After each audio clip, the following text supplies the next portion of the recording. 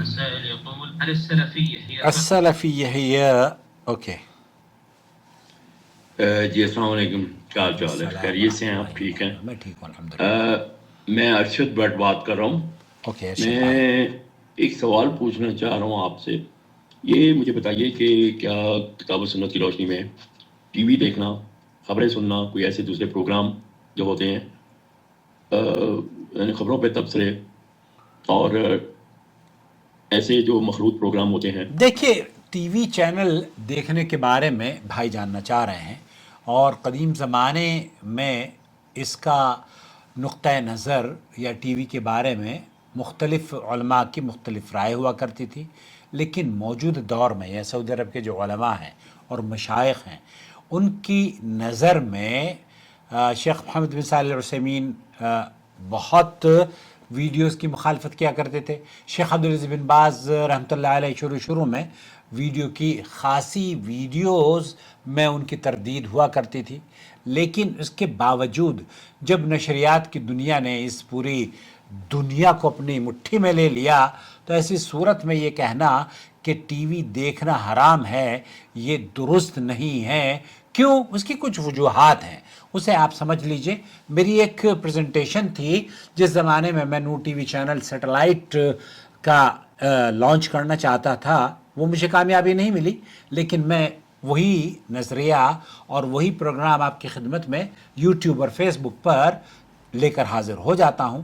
T V بذات خود حرام نہیں ہے، مگر اس کا جو محتوا ہوتا ہے، اس کا جو کنٹینٹ ہوتا ہے، اس پر حکم بدل جاتا ہے.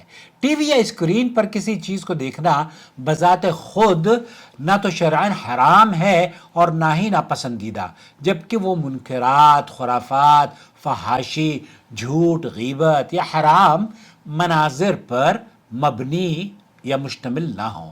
اللہ کے رسول صلی اللہ علیہ وسلم نے فرمایا ہے من رأى منکم منکرا فلیغیر بیدہ فإن لم یستطع، صحیح مسلم کی حدیث ہے، تم میں سے جو شخص کوئی منکر برائی دیکھے تو اسے ہاتھ سے روکے. اب وہ برائی جو ہے نا، اگر ٹی وی پر ایسی چیز نشر ہو رہی ہے جو منکرات میں شامل ہے تو اسے دیکھنا جائز نہیں، حرام ہے.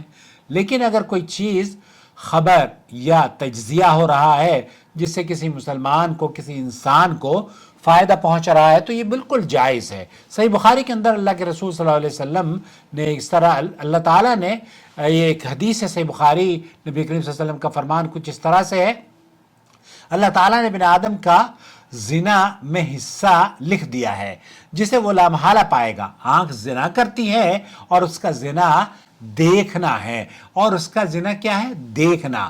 اور پھر زبان زنا کرتی ہے اور اس کا زنا کیا ہے؟ ان کانوں کا سننا. اور پاؤں زنا کرتی ہے، زبان زنا کرتی ہے، پاؤں زنا، اور اس کا چلنا وغیرہ، ہاتھ بھی زنا کرتے ہیں اور اس کا زنا ہاتھ سے پکڑنا ہے. اور دل خوش خواہش کرتا ہے اور چاہتا ہے، اور شرمگاہ اس کی پھر تصدیق یا تکذیب کرتی ہے.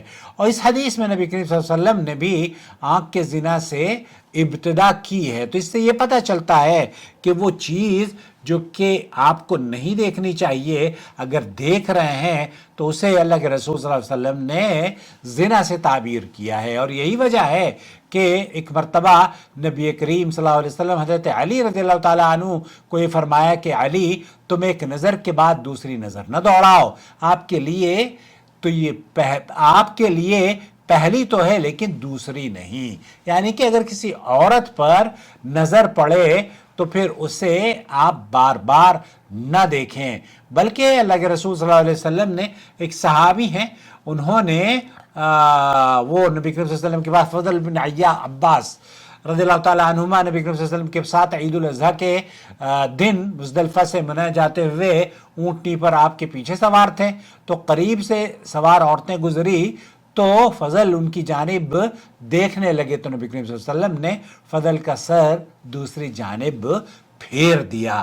تو یہاں جس سے یہ پتہ چلتا ہے کہ جو اس طرح کی چیزیں دیکھتا ہے وہ حرام ہے اور اسے ایسا نہیں کرنا چاہیے. اللہ حضرت علی رضی اللہ تعالیٰ عنہ کو ایک مرتبہ آپ کی نظر پڑ گئی کسی چیز پر تو آپ اس نظر کو ہٹا لیجئے.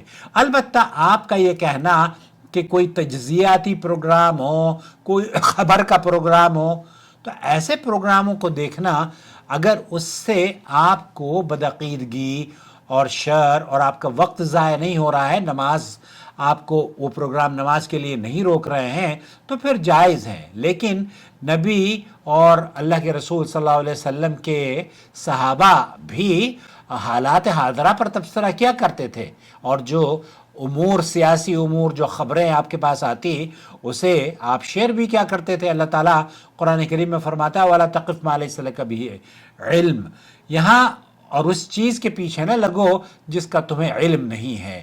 اور شیخ ابن باز سے پوچھا گیا ٹیلی ویژن کے استعمال کے بارے میں، تو شیخ نے فرمایا کہ اس چیز پر چونکہ نشریات بڑی تیزی سے کام کرتی ہیں، آنکھ سے دیکھ کر کان سے سننا آپ کا بہت متاثر ہوتا ہے، تو آپ کو نور ٹی وی چینل کا جو مواد ہے یہ اگر یہاں پر نہیں ہوگا تو دوسرے خرافاتی مواد آپ کو انڈائریکٹ یا مس گائیڈ کر دیں گے، گمراہ کر دیں گے۔ اس لیے اہل سنت والجماعت کے جو علماء ہیں وہ آپ کو سلفی علماء کی بات کر رہا ہوں میں، ہاں اسی چکر میں نہ پڑے کہ ہم نے فلاں مفتی کو دیکھ لیا تھا، یہ مفتی اللہ ان کی شر سے آپ کو بچائے۔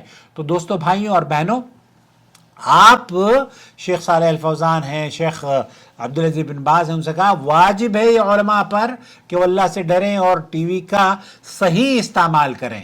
ٹی وی سے قرآن و سنت کی نشریات ہونی چاہیے، تو ممانعت نہیں ہے، حرام نہیں ہے۔ اب آپ نے کہا کہ میں گانے سنتا ہوں وہاں پہ، یا گانے سننے والے کے بارے میں کیا حکم ہے اندر جا کر حمام میں، تو باہر حمام سے کس نے اجازت دی ہے کہ آپ گانے سنیے جو کہ حمام میں سننے کی ممانعت کے بارے میں آپ پوچھ رہے ہیں؟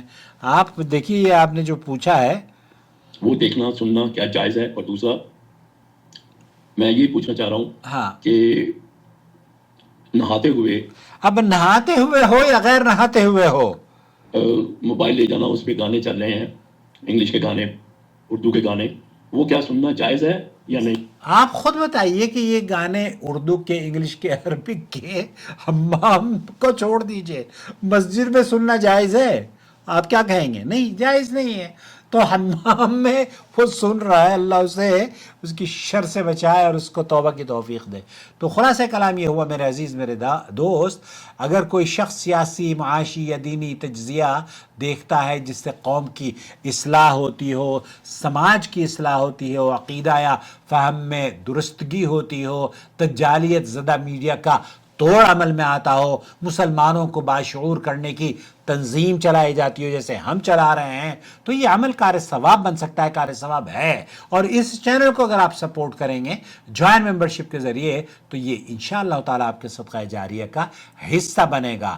رہے وہ پروگرام جس میں عورت اور مرد اور موسیقی اور فحش مناظر اور فحش گفتگو ہوتی ہے، مذاق میں ہی، مزاح میں جھوٹ یا غیبت کی جاتی ہے، تو ان کے بارے میں اللہ کے رسول صلی اللہ علیہ وسلم کی صحیح بخاری کی حدیث ہے، بندہ ایک بات زبان